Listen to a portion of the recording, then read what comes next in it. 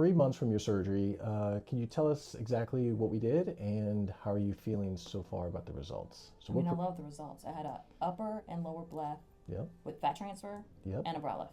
So right now you're 3 months, you're healing great, looks fantastic. There's no really telltale signs of any surgery. Your scars have healed fine. Tell me a little bit about kind of what was your motivation for having the surgery? Well, I was coming in very often to get Botox because I felt like I always would do that. And then Maggie, I love her, she told me no more Botox because it was making my eyelids Things become were coming heavy. down. Was it something that you were seeing in pictures? Yeah, very or? hollow, dark circles, bags, like Yep. I just wanted to be refreshed. Perfect. And so now, how do you feel kind of after the surgery? Once you're healed, what are you seeing now? Huge difference.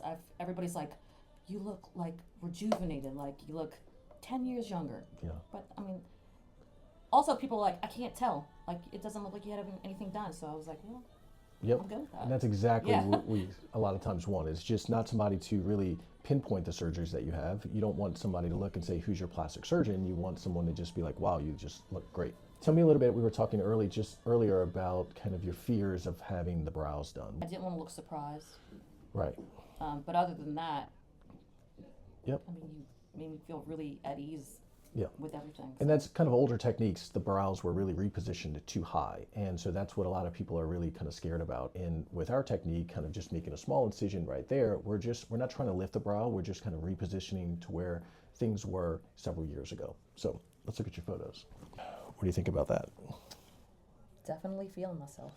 Yeah, I mean, if you look at the lower eyelids and you can see the dark circles and the bags, and now really what we did was a fat repositioning where we didn't really remove the fat, we just repositioned it into the lower cheek and supplemented that with some fat transfer to make it look really natural. So where you look at this patient here in the after, it doesn't look like you had anything done, Right. but it looks several years younger and rested and just more happy. Agree? Yeah.